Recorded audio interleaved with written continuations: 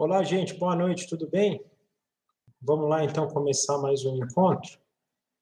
Muito obrigado mais uma vez aí por vocês estarem disponíveis, né, e que a gente possa ter um encontro abençoado, né? Para isso, vamos começar orando e pedindo para que Deus nos oriente, nos capacite e nos dirija para que esse momento seja um momento edificante para a glória dele, né? Senhor, muito obrigado por mais uma vez o Senhor nos permitir estudar a sua palavra, estarmos juntos, estarmos dedicando um período de comunhão com o Senhor, Pai. Pedimos que o Senhor nos dirija, porque somente na orientação do seu Santo Espírito é que podemos ter sabedoria, orientação, direcionamento, discernimento, porque nós, com o pecado que fomos contaminados, não temos isso se o seu Santo Espírito não nos capacitar. Então, pedimos humildemente que o seu Santo Espírito nos capacite agora e que nós possamos ser edificados na sua palavra para nos tornarmos participantes dela, participantes do teu reino, conhecer a tua vontade, conhecer a tua verdade e possamos caminhar para a honra, glória e louvor do Senhor. Que o seu reino venha sobre nós, que o Senhor nos permita sermos cada vez mais parecidos com o nosso Senhor Jesus Cristo, para que quando o Senhor voltar para julgar esse mundo, nós possamos ser entregues o mais próximo possível do nosso Senhor Jesus, e que o seu Santo Espírito seja a nossa fonte, a nossa orientação e o nosso discernimento. Muito obrigado pela tua vontade de nos ter escolhido e nos ter capacitado. Peço por todos os meus irmãos que eles também possam ter a atenção plena nesse momento, que nada de que venha para desviar a nossa atenção possa nos alcançar agora, para que exatamente tenhamos entendimento da tua palavra. Entregamos esse momento nas tuas mãos e te agradecemos, em nome do nosso Senhor Jesus. Amém. Bem, gente, então nós vamos hoje falar do capítulo 11 de João, do Evangelho de João, né? Mas antes da gente fazer a leitura bíblica, eu queria só fazer uma retrospectiva do que a gente viu até aqui, porque hoje, teoricamente, a gente finaliza uma parte do Evangelho de João, que fala um pouco desse ministério público de Jesus em relação aos milagres, em relação aos ensinos públicos. A partir do capítulo 12 para frente, a gente já vai ver a parte final do ministério de Cristo, né? E especificamente no Evangelho de João, essa parte agora ele dedica muito tempo na questão do ensinamento para os discípulos. Aí sai desse ensinamento público e vai para o ensinamento um pouco mais específico. Vai ter algumas dinâmicas em Jerusalém, né, durante essa última semana, mas o ensinamento em si vai focar mais os discípulos, né, e a gente não vai ver mais os milagres. Lembrando que a gente viu até aqui 6 milagres, né, desculpa, 6 milagres, e vamos ver o 7º hoje, né, e também vimos alguns ensinamentos. E conforme o propósito do Evangelho de João, né, que é nos mostrar que Jesus Cristo é o Filho de Deus, que Jesus Cristo é o próprio Deus, que por intermédio dele todas as coisas foram feitas e que por intermédio dele é que nós temos a salvação, e nós, podendo crer nisso, tenhamos a vida eterna. Esse é o grande propósito. Então, esses milagres são mostrados para nos dizer isso. O próprio João nos diz no Evangelho que, na verdade, Jesus fez muito mais do que isso, a ponto de não caber em livros todos os milagres. É uma metáfora que ele usa, né, de tantos milagres que Jesus fez, e ele representa 7 aqui desses milagres, né, mostrando algumas áreas, principalmente áreas que o homem é fraco, e ele atua, né, mostrando que ele tem o poder sobre tudo, até para que saibamos disso e sejamos fortalecidos nisso, né. Mas ele apresenta 7 para nos indicar isso e mostra alguns ensinamentos importantes para a gente, como a gente vê lá em Nicodemos, o que a gente viu a semana passada do bom pastor, da mulher samaritana. Mas lembrando um pouquinho dos milagres, então, nós vemos a transformação da água em vinho, né, que a gente viu no capítulo 2, inclusive falamos ali, que simboliza esse poder que Jesus tem de transformar as coisas, assim, da mesma maneira que ele transformou a água em vinho, ele nos transformou de pecadores em filhos de Deus, né? Ele nos transformou de pessoas escravas do pecado e agora vivendo livres em Cristo, né? Então ele transformou, ele regenerou o nosso coração de tal maneira que hoje nós somos livres do pecado e somos livres para viver em Cristo, né? Não quer dizer que a gente não peque mais, mas hoje nós não temos mais aquela escravidão que tínhamos, nós não temos a escravidão que o mundo tem do pecado, né? Temos o segundo milagre que a gente viu, que é a cura do filho do oficial, e aí a gente lembra que foi uma cura feita à distância, né? Ele não foi ao encontro do filho, ele só falou para o oficial creu e o filho foi curado, mostrando o poder de Jesus sobre as enfermidades, também pelo paralítico em Betesda, também linkando um pouquinho nesse aspecto do Antigo Testamento, né? Quando Isaías fala que ele ia curar os paralíticos, os cegos, então aqui já dando essa conexão também com o Antigo Testamento, para mostrar que Jesus é o Messias prometido. A multiplicação de pães, também nos deixando um ensinamento importante, que Jesus, na verdade, é o grande pão da vida, mas ele também está conosco aqui, suprindo as nossas necessidades, né?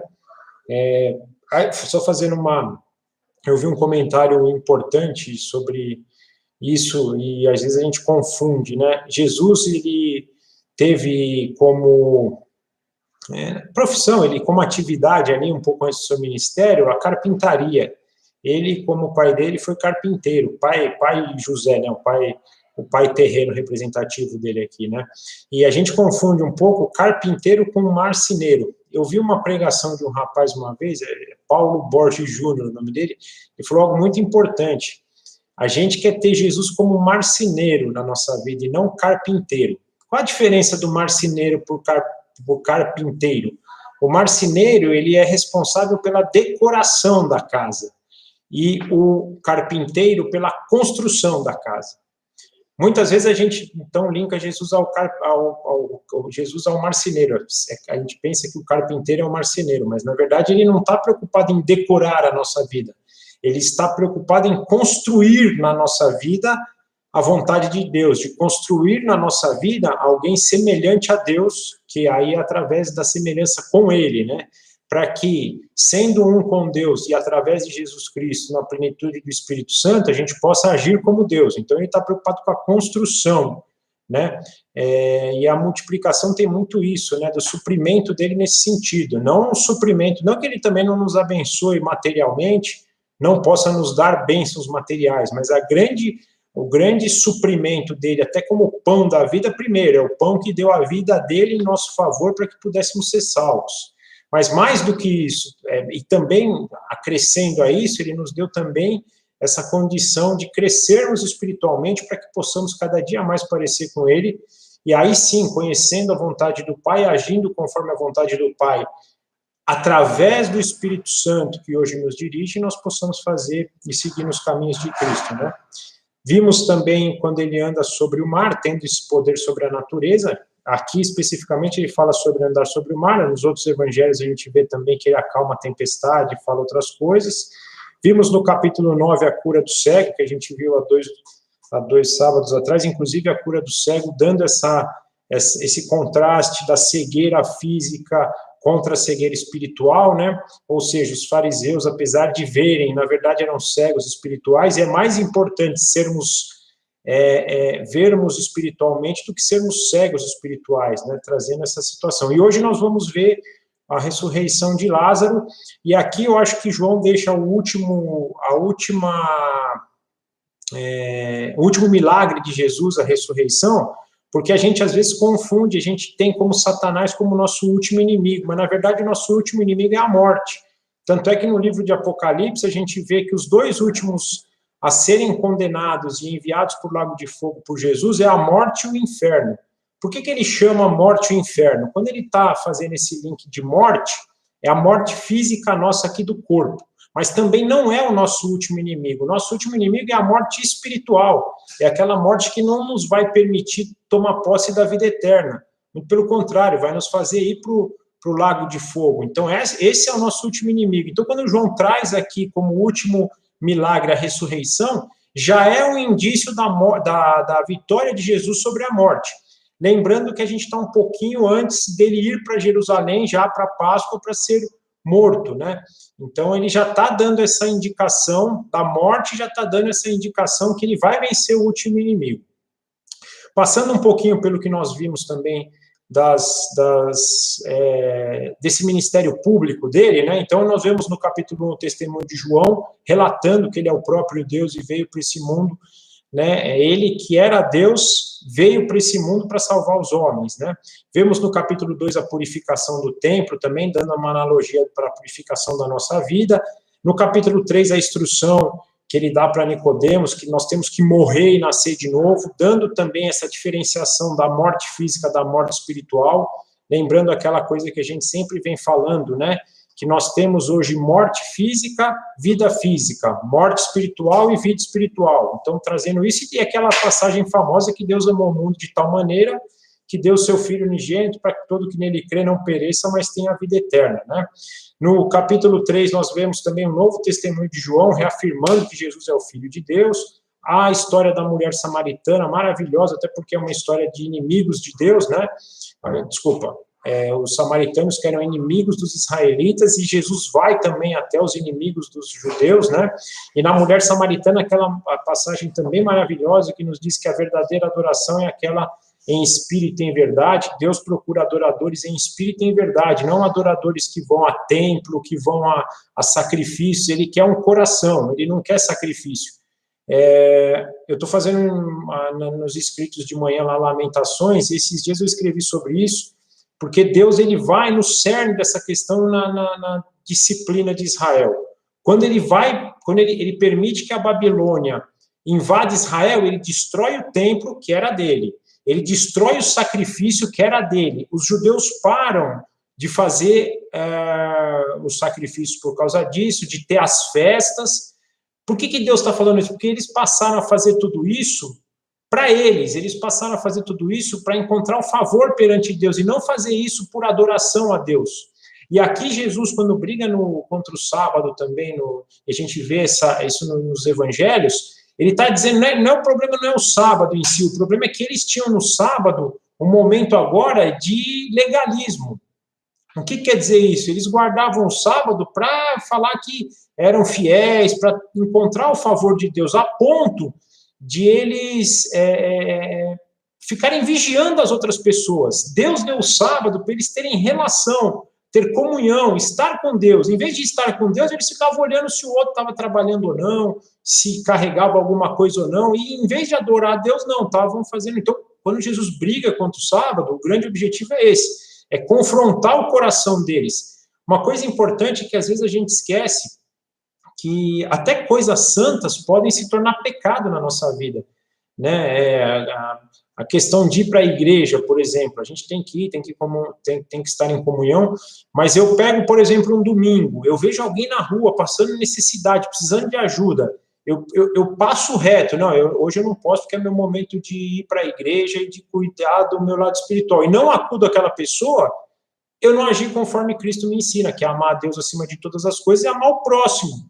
Muito pelo contrário, eu fui uma pessoa, eu preciso ir para a igreja, não é isso que Deus espera da gente. Deus espera um coração entregue para Ele, né? Então, essa questão da adoração da mulher samaritana em espírito e em verdade nos dirige muito a isso, né? No capítulo 5, nós vimos a vida por intermédio de Cristo, ou seja, passamos, então, agora a viver como intermediários de Cristo, recebendo de Cristo as orientações para agir. Não à toa, nosso nome é cristão hoje. Cristão no grego é pequeno Cristos, pequeno Cristo. Então, somos pequenos Cristos, né? Jesus como pão da vida, no capítulo 6, e aí quem come desse pão nunca mais tem fome, o que ele está querendo dizer é o suprimento. E aí eu lembro, só para a gente não esquecer que a importância da gente ter essa fome, né, de Cristo. Do mesmo jeito que a gente tem fome do pão, temos que ter a fome de Cristo. A questão do perdão, através da história da mulher adúltera, que também já linka com a luz do mundo. Jesus veio para o mundo para trazer luz ao mundo e para ser o libertador de todos nós, né? O capítulo 9, que a gente falou da cegueira espiritual, dando esse contraste com a cegueira física e espiritual, e o que a gente viu a semana passada, que é o do bom pastor, ou seja, o bom pastor é aquele que dá a vida por suas ovelhas, e Jesus está caminhando, então, aqui para dar a vida por nós, né? E entrando, então, hoje no capítulo 11, Nós vamos fazer a leitura em 4 sessões, mas a primeira ainda do 1 ao 16 nos diz assim, né? Havia um homem chamado Lázaro. Ele era de Betânia, do povoado de Maria e de sua irmã Marta. E aconteceu que Lázaro ficou doente. Maria, sua irmã, era a mesma que derramara perfume sobre o Senhor e lhe enxugara os pés. Então as irmãs de Lázaro mandaram dizer a Jesus: Senhor, aquele a quem amas está doente. Ao ouvir isso, Jesus disse: esta doença não acabará em morte. É para a glória de Deus, para que o Filho de Deus seja glorificado por meio dela. Jesus amava Marta, a irmã dela, e Lázaro. No entanto, quando ouviu falar que Lázaro estava doente, ficou mais 2 dias onde estava. Depois disse aos seus discípulos: vamos voltar para a Judéia. Estes disseram: Mestre, há pouco os judeus tentaram apedrejar-te, e assim mesmo vais voltar para lá? Respondeu Jesus: o dia não tem 12 horas? Quem anda de dia não tropeça, pois vê a luz deste mundo. Quando anda de noite, tropeça, pois nele não há luz. Depois de dizer isso, prosseguiu dizendo-lhes: nosso amigo Lázaro adormeceu, mas vou até lá para acordá-lo. Seus discípulos responderam: Senhor, se ele dorme, vai melhorar. Jesus tinha falado de sua morte, mas os seus discípulos pensaram que ele estava falando simplesmente do sono. Então lhes disse claramente: Lázaro morreu, e é para o bem de vocês que estou contente por não ter estado lá, para que vocês creiam, mas vamos até ele. Então Tomé, chamado Dídimo, disse aos seus discípulos: vamos também para morrer com ele. Então aqui, nessa primeira passagem, mostra da ciência de Jesus da morte de Lázaro e o tempo que ele demora para reagir, né? Então, vem lá, Jesus, a gente viu até na passagem passada que ele tinha ido para a região de Betânia, que é mais ou menos ali uns 50 quilômetros da onde estava o Lázaro, né? Ou seja, naquela época, andando, isso daria mais ou menos um dia de viagem. Então, quer dizer, o mensageiro foi, demorou um dia. Quando chegou lá, falou para Jesus, Jesus falou: olha, nós vamos ficar mais 2 dias aqui, ou seja, já se passaram 3 dias da morte de Lázaro, e teve o tempo de Jesus sair de Betânia, de sair de onde estava para ir para Betânia, e era mais um dia, ou seja, 4 dias que ficaria, Lázaro já teria morrido, né? Isso mostra para a gente uma primeira situação importante. Deus tem um tempo para agir. E esse tempo, ele está linkado para a gente, dito aqui no capítulo 4, é conforme a glória de Deus. O capítulo 4 nos diz, né? Ao ouvir isso, Jesus disse: esta doença não acabará em morte, é para a glória de Deus, para que o Filho de Deus seja glorificado por meio dela. Ou seja, às vezes a gente quer uma resposta muito rápida de Jesus, principalmente numa situação crítica, e às vezes demora um tempinho mais, porque a glória de Deus, ela tem um propósito e pode ser que não seja naquele momento. E isso é importante para a gente também, para a gente entender que nem sempre a glória de Deus, ela começa na ação final, que aqui vai ser a ressurreição de Lázaro, mas ela começa com um momento triste, que no caso é a morte de Lázaro. E nós vamos perceber que não só Lázaro na verdade morreu, né, mas Marta, Maria, próprio Jesus ali chora por se compadecer deles, mostrando a tristeza que houve naquele momento.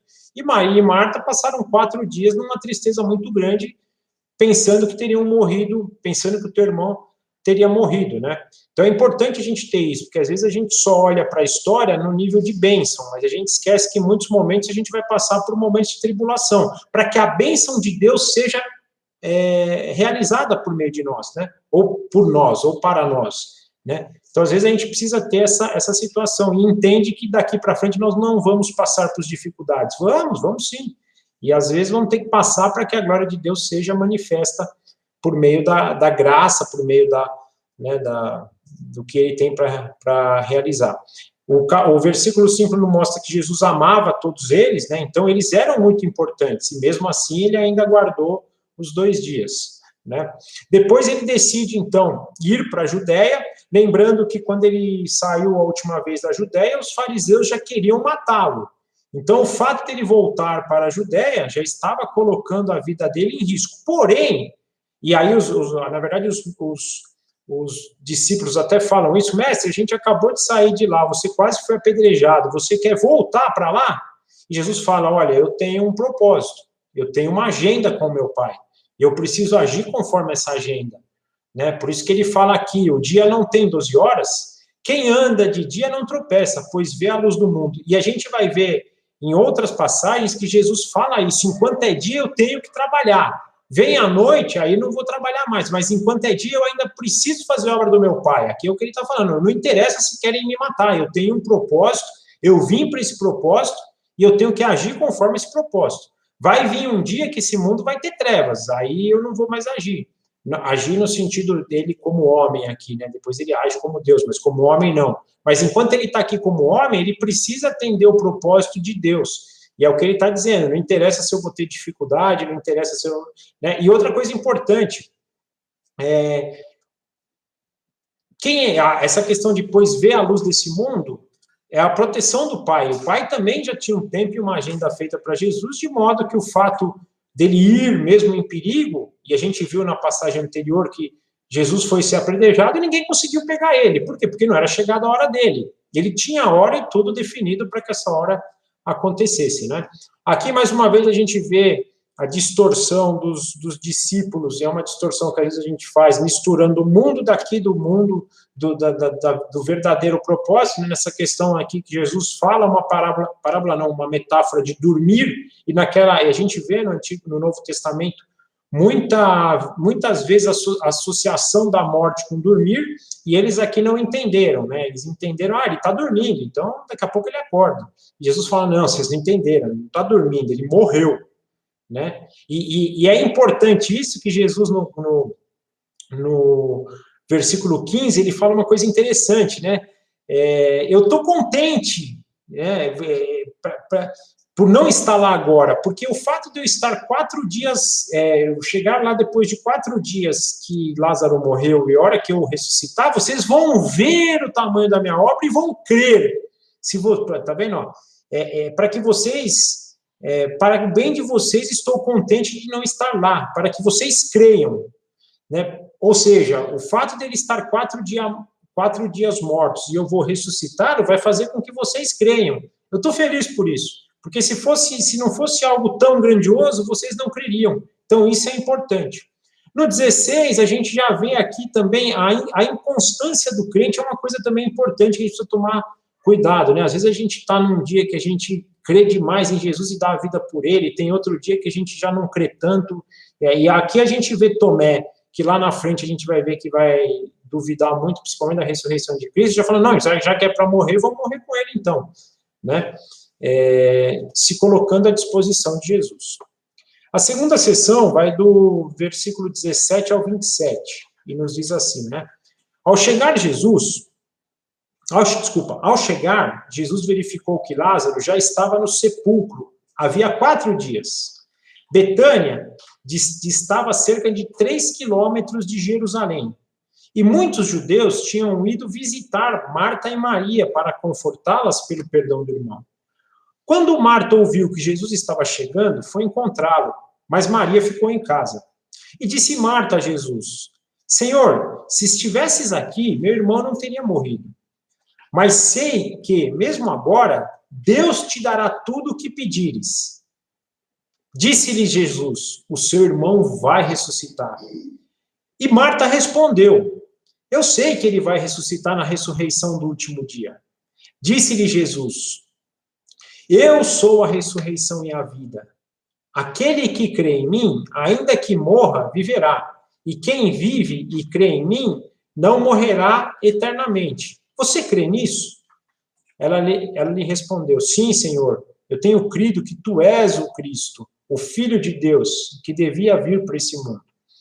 Então, aqui a gente vê o primeiro encontro de uma das irmãs, no caso aqui, Marta, né? e Jesus já trazendo essa condição da fé e da ressurreição, né? Uma coisa só para a gente esclarecer, até antes de entrar na ressurreição de Lázaro, essa ressurreição de Lázaro não é a ressurreição final, é uma ressurreição do corpo que Lázaro tinha. Como é que a gente tem certeza disso? Porque lá em Apocalipse a gente vê que, na verdade, no final, todo mundo vai ter um corpo novo glorificado. Não é esse corpo que Lázaro tem ainda. Então, não é a ressurreição final, que é essa que Maria está dando, que está falando do último dia. Mas é uma ressurreição do corpo. Mas é importante já trazer, também nós vamos ver Marta e Maria ali na frente tendo também uma incredulidade, mas aqui Marta mostrando a credulidade aqui em Cristo, né? Então, primeiro, mostrando que se Jesus estivesse ali, Lázaro não teria morrido, mostrando que só a presença de Jesus já é uma presença que afasta a morte, né? Aliás, Jesus é a vida, né? Eu sou o caminho, a verdade e a vida. Onde há Jesus, a vida, não a morte, né? A morte veio para Jesus porque ele quis, porque ele se entregou e para cumprir o propósito do Pai, mas ele tem poder sobre a morte. Então, se ele tivesse ali, Lázaro não teria morrido. Mas também ela continua dizendo que eu sei, tudo bem, ele morreu, mas eu tenho certeza que se o senhor pedir para Deus, ele te dirá, ele te dará, porque Deus te dá todas as coisas, já mostrando que os que creram realmente, vendo que Jesus vinha cumprindo todos os propósitos, todos os ensinamentos e principalmente todos os milagres, que ele era de Deus, ele era o próprio Deus, né? Aqueles ainda tinham um pouco de confusão de que ele era o próprio Deus. Isso vai sendo construído depois, principalmente depois da ressurreição. Mas eles já tinham, pelo menos em mente, que era alguém da parte de Deus, que era alguém que era abençoado, que era alguém que recebia todas essas coisas de Deus, né? E aí Jesus já dá uma primeira confortada nela. Fica tranquila que o seu irmão vai ressuscitar. E aí Marta confunde um pouquinho, fala, eu sei, mas no último dia lá, quando tiver a ressurreição das ressurreições, ele fala assim, não, ele vai mostrar que é agora, não é no último dia, não. Mas aí Jesus aproveita o gancho de Marta e já dá essa a explicação de que ele é a ressurreição, ele é a vida, né? No versículo 25 a gente vê, eu sou a ressurreição e a vida. Aquele que crê em mim, ainda que morra, viverá. E aí, já separando um pouquinho essa diferenciação da morte carnal da morte espiritual, né? Aquele que crê em mim, ainda que morra, carnalmente, no corpo, viverá, e espiritualmente. Né? E quem vive e crê em mim, não morrerá eternamente. Então, dando de novo, aquela questão do estado, né? Eu posso estar aqui hoje crendo em Jesus e eu sou vivo fisicamente e vivo espiritualmente.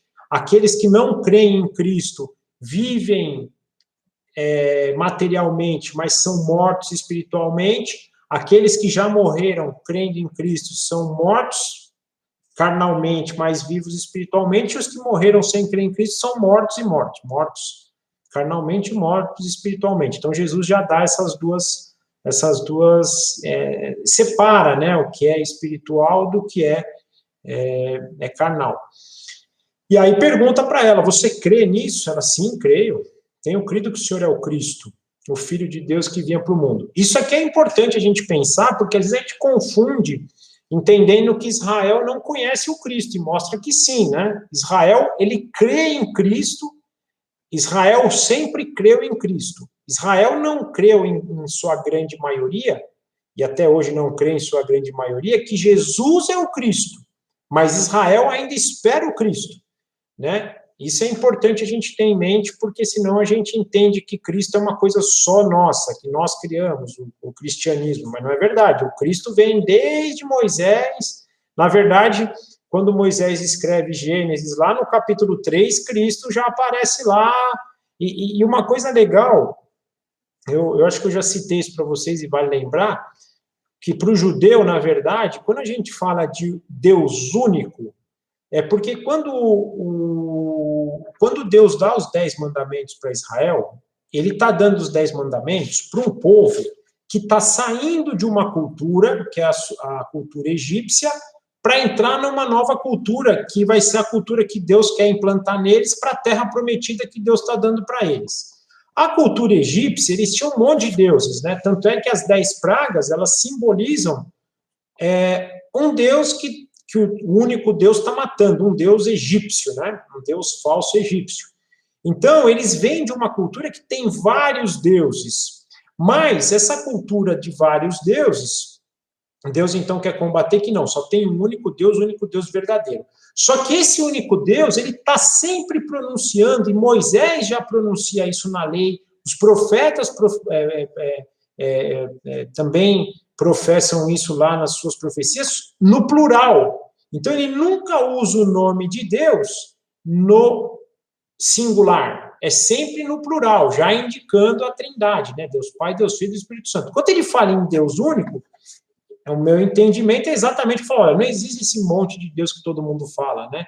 Não existe o rio Nilo é um rei, os animais eram outros reis, a rã era um rei, né? A gente vai ver os outros povos que habitavam na Terra Prometida, né? Que tinha Moloque, Dagon, Baal e outros. Não, só existe um único Deus, mas esse Deus sempre está dito em terceira pessoa, nunca em primeira pessoa, já indicando. Então, o israelita, ele tem nas Sagradas Escrituras do Antigo Testamento já essa comprovação da Trindade.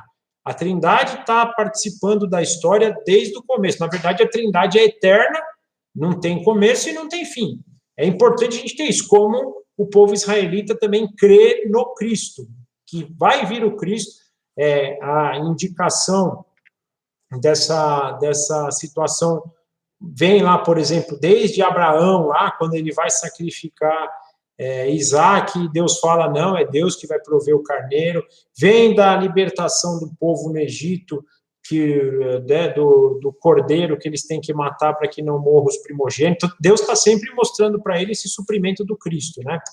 Infelizmente, eles ainda tinham muito essa questão do Cristo ser alguém que viria aqui nesse mundo, aqui nessa terra, para bater nos romanos, para tirar o povo da escravidão dos romanos. Na verdade, Cristo veio para nos tirar da escravidão do pecado, da escravidão da morte. E às vezes eles confundiam, né? Na passagem seguinte, nós vamos ver então do 28 ao 44, que é a passagem que relata a ressurreição, né? E depois de dizer isso, versículo 28, e depois de dizer isso, foi para casa, e chamando à parte Maria, disse-lhe, o mestre está aqui, e está chamando você. E ao ouvir isso, Maria levantou-se depressa e foi ao encontro dele. Jesus ainda não tinha entrado no povoado, mas estava no lugar aonde Marta o encontrara. Quando notaram que ela se levantou depressa e saiu, os judeus que estavam confortando em casa, que a estavam confortando em casa, seguiram-na, supondo que ela ia ao sepulcro para ali chorar. Chegando ao lugar onde Jesus estava e vendo-o, Maria prostrou-se aos seus pés e disse, Senhor, se estivesses aqui, meu irmão não tivesse morrido. Acho que ela tinha combinado com Marta, né? Porque a Marta falou a mesma coisa, né? Ao ver chorando Maria e os judeus que a acompanhavam, Jesus agitou-se no espírito e perturbou-se. E perguntou, onde colocaram? Vem e vê, Senhor, respondeu eles. Jesus chorou. Então, os judeus disseram, vejam como ele o amava. Mas alguns deles disseram, ele que abriu os olhos de cego, não poderia ter impedido que esse homem morresse? Jesus, outra vez profundamente comovido, foi até o sepulcro. Era uma gruta com uma pedra colocada na entrada. E disse, retirem a pedra. Disse Maria, irmã do morto, Senhor, ele já cheira mal, pois já faz 4 dias. Disse-lhe Jesus, não lhe falei que se você cresce, veria a glória de Deus? Então, tiraram a pedra. Jesus olhou para cima e disse, Pai, eu te agradeço porque me ouviste. Eu sabia que sempre me ouves, mas eu disse isso por causa do povo que aqui está, para que creia que tu me enviaste. Depois de dizer isso, Jesus bradou em alta voz, Lázaro, venha para fora. o morto saiu com as mãos e os pés envolvidos em faixas de linho e o rosto envolto num pano. Disse-lhes Jesus: tirem as faixas dele e deixem-o ir. Então, aqui é a sessão da ressurreição dele, né? Começa, então, com Marta indo chamar Maria e Maria chegando. Maria tem a mesma crença de Marta, né? Acreditando que se Jesus estivesse lá, Lázaro não teria morrido. Maria, na verdade, a gente vê em outras passagens que ela tem até mais essa fé, tanto é que quando Jesus está uma ocasião na casa deles lá, Marta até reclama, porque Maria ficava só ouvindo Jesus, e quando Marta vai reclamar com Jesus, Jesus fala, não, Maria está certa, ela está aproveitando o momento para, eu estou aqui, pô, você quer ficar fazendo as coisas, não se preocupa com as coisas do mundo, vem aqui, senta, ouve a palavra de Deus. E Maria soube até naquela época, naquela ocasião, usufruir mais que Marta, né? Então Maria tinha isso, né? Mas Marta também era muito, tanto é que a gente vê ali que ela creu também, né? E aí, como Marta chama Maria e ela vem ao encontro de Jesus e os judeus que estavam confortando ela não sabiam para onde ela tinha ido, foram atrás dela. É legal como Deus provê as coisas, né? Deus está provendo aqui um encontro público para que Jesus possa demonstrar a glória de Deus através dele, né? Como homem, né? Então, além de fazer a ressurreição, tinha muita gente ali que também poderia ser alcançada. Nós vamos até ver na passagem de 45 a 57 que alguns creram, outros não. Então, Deus proveu isso também, né, para que pessoas estivessem ali e pudessem ser alcançadas, né? Jesus, aí continuando, Maria então se prostra aos pés de Jesus, fala para ele sobre a ressurreição. Nesse momento, a gente vê uma coisa importante aqui, né? Lembra que a gente sempre está batendo na tecla que Jesus é perfeitamente Deus, mas perfeitamente homem. Olha que coisa interessante, né? O espírito de Jesus se agitou e se perturbou, ações humanas, né? Jesus chorou. Então, nos mostrando que ele também tem esse lado humano, ele era homem aqui, perfeitamente homem, perfeitamente Deus, mas ele tinha as mesmas coisas nossas, né? Quando ele se esvaziou, ele se fez igual a nós. E quando ele chora aqui, ele mostra todo esse lado de compadecimento dele. Eu não entendo, todo mundo, a grande maioria, linka esse choro dele à morte de Lázaro. Eu não entendo porque ele já sabia que Lázaro ia ser ressurreto, ele já falou lá em cima que não era para a morte de Lázaro, mas eu acho que ele chora aqui por dois motivos importantes. Um, por essa compaixão. Ele viu que Maria, Marta e algumas outras pessoas ali estavam há 4 dias sofrendo já. Então, o sofrimento dele traz esse agito, essa perturbação para nós. Mas também porque ele via e sabia ali que tinha muitos daqueles que não criam. É a mesma coisa quando ele olhou na última semana, quando ele entra em Jerusalém, ele olha para Jerusalém e chora. Já vendo, esses vão ser condenados. Porque a gente esquece que Jesus, ele vem para a salvação, mas ele vem para a condenação também, né? O que quer dizer? Quem não crê nele já é condenado. Então ele está vendo que muitos ali não vão crer e vão ser condenados. E olha que aí tem um porém aqui, que a gente vai vendo na Bíblia, que aqueles que muito têm e não dão conta disso, vão ser cobrados disso. Esses que estão aqui vendo a ressurreição de Lázaro e não creram, vão ser cobrados por isso. Fala, cara, vocês viram o próprio Deus trazendo a ressurreição para Lázaro e vocês não creram. Isso vai ser imputado na conta deles. Então, também entendo que o choro de Jesus direcionava para esse sentido também. E aí os judeus, já vendo esse choro de Jesus, eles trazem uma ironia aqui, né? Poxa, já que ele amava tanto ele abre até os olhos de cego, por que ele não impediu que esse homem morresse? E aí entra o que o mundo vê muito isso hoje, né? Uma pergunta para a gente trazer uma aplicação prática, né? Por que Deus permite a pandemia?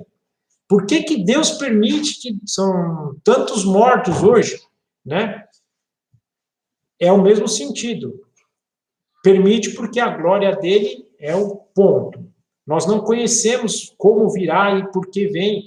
E aí também, nesse caso específico da pandemia, não é só morte, nós não podemos esquecer que tem um aspecto de disciplina para o mundo, tem um aspecto já também de uma punição, né? Me fugiu a palavra aqui, de um juízo também de Deus, né? Mas é um pouco nessa direção, né? Por quê? Se ele amava tanto, por que ele permitiu? Que a gente vê que estão morrendo os crentes, né? A gente vê uma situação que vai perdurar aí por um tempo, que vai trazer até para o povo de Deus muita dificuldade. E por que Deus está... por que Deus não impediu isso? Porque, às vezes, a gente está com o olho focado para cá. E o que importa é o que vem depois, né? Eu vi, acho que foi domingo passado, na mensagem que eu estava ouvindo do pastor, ele falou uma coisa interessante, né? Uma história, não sei se é verídico ou não, mas ele falou, o rapaz, um filho de um homem perdeu a perna. Aí os amigos dele, o que você acha disso? Ele falou, não sei, o futuro vai dizer, né? Só encurtando a história, no final, eles eram alemães, os filhos dos outros foram para a guerra, o filho dele não foi. Todos os outros filhos morreram, o filho dele não. Então, o sofrimento de ter perdido a perna ali no primeiro momento pareceu um sofrimento que no final se tornou uma bênção. Às vezes a gente precisa entender essa dinâmica na nossa vida, né? Que às vezes tem coisas que acontecem hoje que aos nossos olhos são negativas, no futuro vão se tornar positivas, né? E Deus está trazendo isso para que no futuro a glória dele se mostre nesse sentido, né? Então, Jesus pediu para que tirassem a pedra. Marta aqui já fala, mas sim, Marta, lembra que eu falei ali em cima? Não, eu sei, o senhor vai crer realmente, o senhor vai ressuscitá-lo. Aqui ela dá uma incredulidade, né? Pô, senhor, mas ele já cheira mal. Como é que você quer que tire? Já faz 4 dias que ele morreu. E ela falou, você crê que ele vai ressuscitar? Eu creio, e aqui já não está crendo. Isso mostra para a gente, às vezes, a instabilidade da nossa vida, da nossa fé, né? Tem dia que você está crendo demais em Jesus, tem dia que você está crendo de menos. Infelizmente, é o pecado que ainda nos habita, mas temos que ter sempre em mente, Jesus traz a vida os mortos, né? Não crer, mas já morreu há 4 dias, Jesus tem poder para isso. Lembra que a gente viu no capítulo 1, que foi por intermédio dele que todas as coisas foram feitas, ou seja, quem deu vida para o homem? Jesus. Ele dá a vida aqui também, né? Aí eles tiraram a pedra,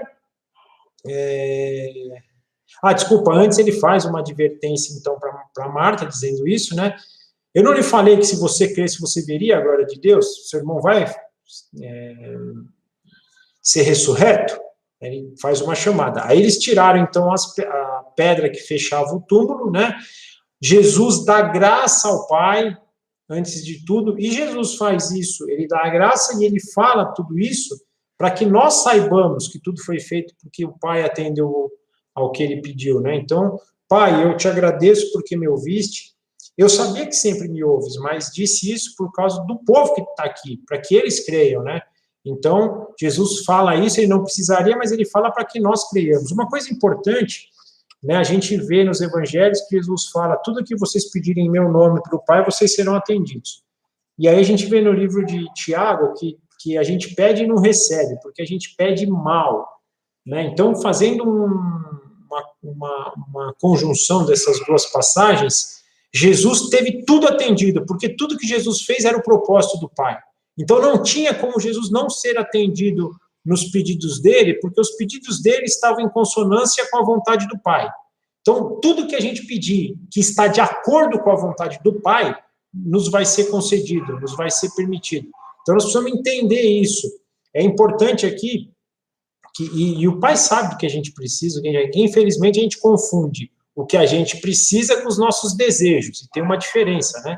Não necessariamente o que a gente deseja é o que a gente precisa. E Deus está aqui para nos dar o que a gente precisa. Lembra que eu falei que Ele quer nos construir, não decorar a nossa vida? Ele quer que a gente se construa como filhos de Cristo, como filhos dele, parecidos com Cristo. Sejamos cada vez mais a imagem e semelhança de Cristo, para que, sendo a imagem e semelhança de Cristo, as pessoas possam ver a imagem de Deus por meio de nós. Como é que Deus quer se revelar para a humanidade? Através da própria humanidade.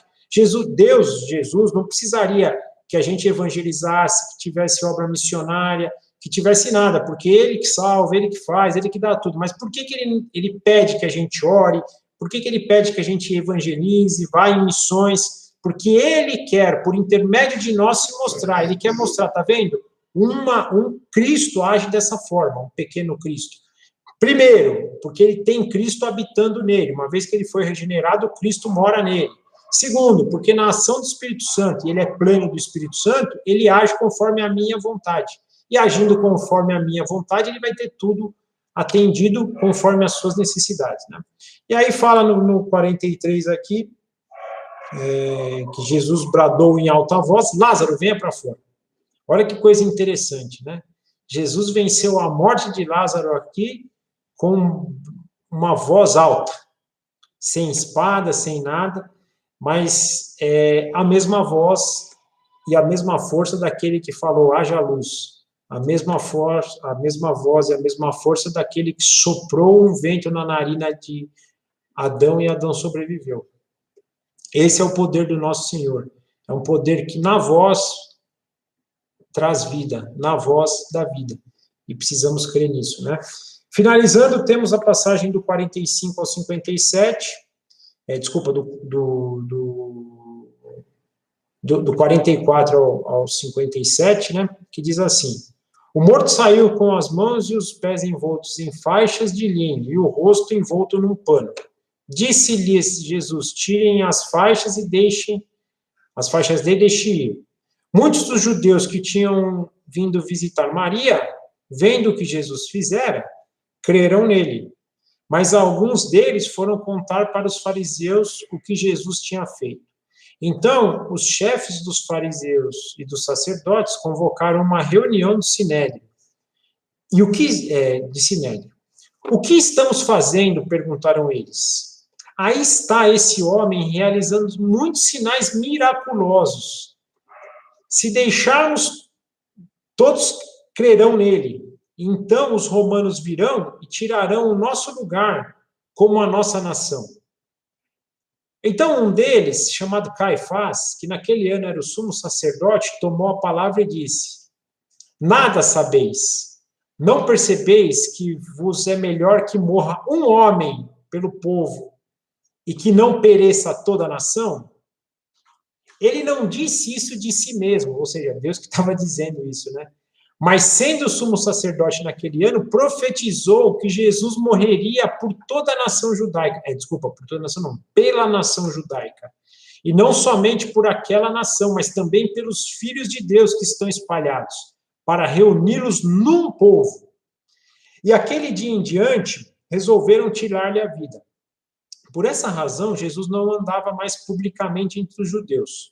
Ao invés disso, retirou-se para uma região próxima do deserto, para um povoado chamado Efraim, onde ficou com os seus discípulos. Ao aproximar-se da Páscoa judaica, muitos foram àquela região para Jerusalém, a fim de participarem das purificações cerimoniais da Páscoa. Continuavam procurando Jesus, e no templo perguntavam uns aos outros: o que vocês acham? Será que ele virá à festa? Mas os chefes dos fariseus e dos saduceus, dos sacerdotes, tinham ordenado que, se alguém soubesse onde Jesus estava, o denunciasse, para que o pudessem prender. Lembrando, então, como eu falei no começo, aqui termina esse ministério público de Jesus e termina com o quê? Com a rejeição final da liderança e de grande parte do povo israelita, com a incredulidade final, a ponto, então, deles mandarem prender para matar Jesus. Olha que coisa interessante aqui, eles falam do milagre, meu. Tem coisa que não dá para entender, né? Eles falam aqui no 47, esse homem está realizando muitos sinais miraculosos, eles entendem que os sinais de Jesus são miraculosos, mas eles têm um individualismo tão grande, e é confrontado aqui com João 10, né, do bom pastor, que o bom pastor dá a vida pelas ovelhas. Não, eles estão preocupados com a vida deles, eles estão preocupados com o poder deles, eles estão preocupados com o que Roma pode fazer, imaginando no sentido de Jesus trazer essa discórdia, né? Eles não estão preocupados com as ovelhas, eles não estão preocupados com o povo, eles estão preocupados com o poder deles, mesmo percebendo sinais miraculosos. Gente, sinais miraculosos vêm de Deus. Eles sabiam que Jesus era alguém da parte de Deus e não creram, né? A ponto, então, de decidir pela morte de Jesus. Caifás aqui faz uma profecia importante, morrendo por todos. Depois a gente vai ver isso em Romanos, e é o conceito que Paulo traz, né? Ou seja, pela morte de um, muitos foram salvos, é o que essa passagem nos implica também, né? E isso é importante. Mas por que Caifás fala isso, sendo Caifás um incrédulo? Mais uma vez, também para aumentar a punição deles. Vocês viram sinais miraculosos, vocês ouviram que pela morte de muitos foram salvos e mesmo assim não creram. Ou seja, a sentença de vocês, a culpa, o crime, né? Aqui só está aumentando o crime deles, né? E aí a nação como um todo, porque a nação também vai falar, né? O povo vai pedir a crucificação de Cristo. Então, muitos, grande parte não creu, grande parte pediu a crucificação e grande parte no grande dia vai ser condenada por tudo isso, né? Então, é importante a gente ter também essa dimensão de que Jesus vem para dar a vida, vem para trazer a ressurreição, mas ele também vem para trazer a condenação, e infelizmente a condenação é a morte eterna, né? Nós não podemos tirar isso de mente. Por isso que eu sempre falo, eu acho que é importante a gente ter isso, o evangelho nunca falha. Quando a gente prega o evangelho, você nunca prega em vão. Você pode pregar e a pessoa crê, ótimo, você trouxe a salvação, você não, né? Deus usou você para trazer a salvação, como você pode falar do evangelho a vida inteira para a pessoa e a pessoa não crer. E aí aquela pessoa vai ser condenada. É um pouquinho daquilo que Jesus chorou, que eu expliquei um pouco antes. Imagina uma pessoa que prega, por exemplo, para um filho a vida inteira, e o filho não se converte. Infelizmente é morte eterna. E o pai vai chorar como Jesus chorou. Essa perturbação de coração, né, que a gente viu de espírito ali, aquela tribulação no coração que Jesus estava, né, a tribulação de alguém que vê uma pessoa amada sendo condenada. E pior, quanto mais você fala, porque você está falando do evangelho para ela crer. Você quer que ela creia, mas você sabe que se ela não crê, a culpa dela está sendo aumentada. Então, aquele choro, aquele aperto de coração é nesse sentido. Você imagina você orando, você pedindo, você clamando, você falando, e a pessoa não crendo, e aí você sabe que se ela não crê mesmo, a condenação vai ser pior. Apesar que, assim, viver também no inferno é tudo pior, né? Tudo ruim, já é uma tribulação grande. Mas vai ter uma recompensa no grande dia que Jesus julgar esse mundo, vai ter algo, né, muito crítico. Então, terminamos aqui essa sessão do Evangelho de João, que fala sobre esse ministério público dele, né? Que agora nós vamos entrar, então, nesse ministério mais privado, que é ele com os discípulos, e principalmente entendendo que foi ofertado para Israel a salvação, e Israel rejeitou. Quando a gente fala, eu penso muito assim, primeiro do judeu e depois do gentil, é nesse sentido. Primeiro essa salvação foi ofertada para o judeu, foi ofertada para o povo de Israel, que foi o primeiro povo escolhido, e eles rejeitaram. E aí abriu espaço, e Paulo vai descrever muito isso, né? A rejeição dos judeus permitiu que se fosse aberto para um novo povo. Tudo isso conforme o plano de Deus. Essa rejeição também estava no plano de Deus. Caifás aqui rejeitou também, porque isso fazia parte do plano de Deus. Uma vez que isso faz parte do plano de Deus, não tira a responsabilidade do homem. Isso a gente precisa ter claro. Você fala, mas se Deus que determinou, então o homem não é culpado. O homem é culpado. Até porque, assim, todo homem já é culpado. Se Deus não intervisse na história, o homem já seria culpado.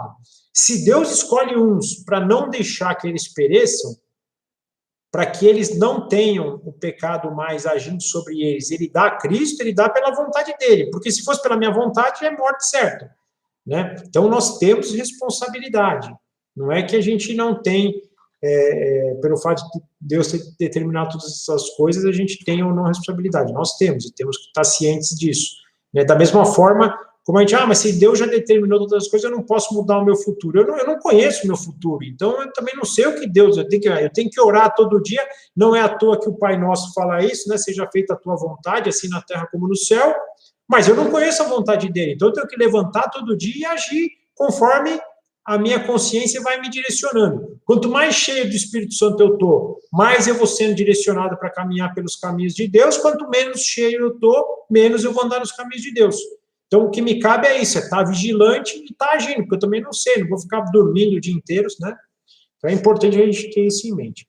Mas é isso, gente. A gente então termina essa parte aqui do ministério público de Jesus, lembrando que o grande a grande mensagem aqui para a gente hoje, a gente trazer isso para a gente, é crer na ressurreição.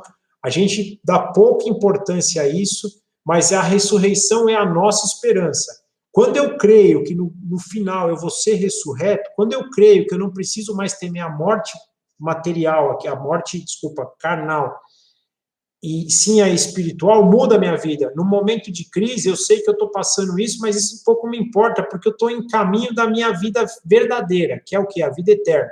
Então, quando eu sei que eu vou ter a ressurreição, que eu vou ser ressurreto no último dia, eu vivo para isso, eu não vivo mais para as coisas daqui. Cada dia é um dia que eu vou vivendo aqui da melhor maneira, para a honra, glória e louvor de Cristo. Como Paulo diz, né, para mim, então, morrer é lucro, viver é Cristo. Então, eu vou viver para Cristo, esperando o quê? O lucro, que é a minha vida eterna. E essa vida eterna vem por intermédio de quem? Da ressurreição que Cristo nos dá e Cristo nos permite depois que ele venceu a morte na cruz, sendo sacrifício, e nós hoje temos parte, nós somos justificados através dessa obra de Jesus Cristo. Essa é a nossa grande esperança. Com tribulação, sem tribulação, com pandemia, sem pandemia, com dinheiro, sem dinheiro, com saúde, com doença, com alegria, com tristeza, aprendemos a viver contentes em toda e em qualquer situação, porque nosso olho não está mais aqui no mundo, nosso olho está na vida eterna que virá, onde Deus vai enxugar as nossas lágrimas, Deus vai nos dar a vida eterna, não teremos mais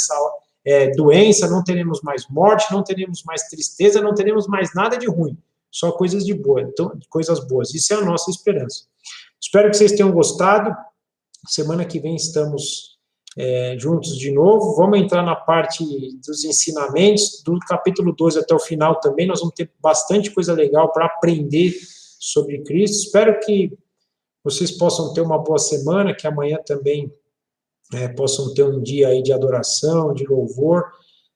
Gostaria de desejar para as mães aí um ótimo Dia das Mães, que vocês possam desfrutar mesmo à distância ou na quarentena aí, de um momento de felicidade, um momento de talvez uma comunhão distante, mas que usufruam no dia de amanhã. Agradeçam a Deus por isso, agradeçam a Deus pela vida de vocês, eu agradeço também pela vida de vocês, que os filhos possam também agradecer por suas mães, e que a semana que vem a gente possa estar junto de novo. Eu vou orar para a gente terminar então, e a gente se vê a semana que vem, ok? Senhor, muito obrigado por mais esse dia que o Senhor nos abençoou, muito obrigado pela sua palavra, muito obrigado pela sua orientação, muito obrigado, Pai, pelo Senhor permitir que a gente tenha um tempo de estar com o Senhor está aqui presente, o Senhor está presente em todos os momentos, mas tem momentos que a gente tem a nossa mente conectada com o Senhor. Muito obrigado por o Senhor nos permitir isso. Muito obrigado também pela vida de cada um que pôde ouvir este vídeo, que a sua palavra possa entrar no coração deles e, além de produzir todo o ensinamento, todo o discernimento, possa agir, possa trazer também ação, uma ação de quem crê realmente na ressurreição em Cristo, uma ação de quem deposita toda a esperança na ressurreição. Porque quando a gente deposita a esperança na ressurreição, tudo muda. Nós já não olhamos mais tanto para as circunstâncias daqui, mas sim olhamos para o Senhor e olhamos para o que está reservado para nós. Nós passamos a entender que essa vida aqui é uma vida que estamos de passagem, uma vida que somos peregrinos, mas que a nossa verdadeira casa é aí o céu. E sabemos que passaremos por dificuldades, que teremos tribulações, que teremos momentos de muita tristeza, como vimos hoje no caso de Marta, de Maria, mas que tudo isso está sobre o teu cuidado e sobre o propósito maior, que é a glória do teu nome, que é a ação do Senhor na nossa vida, para que essa bênção se reflita na tua glória, Pai. Muito obrigado por tudo isso, que nós possamos no dia de amanhã festejar o Dia das Mães. Agradecemos, Pai, pela vida de todas as mães, que elas possam continuar junto com os teus filhos, que esse momento possa passar e a gente possa ter uma comunhão presencial de novo, e que o seu nome seja glorificado na vida delas também. Te pedimos também que amanhã possamos ter um momento de adoração ao Senhor, através da leitura, do culto, mesmo que um culto ainda online, que nós possamos adorar ao teu nome, porque o que o Senhor espera de nós é uma adoração em espírito e em verdade. Isso é o mais importante. Entregamos a nossa vida em tuas mãos, entregamos a nossa semana em tuas mãos, e que na semana que vem possamos estar de novo na sua presença. É o que nós te pedimos e te agradecemos, em nome do nosso Senhor Jesus. Amém. Tchau, gente. Obrigado. Boa semana. Até a semana que vem.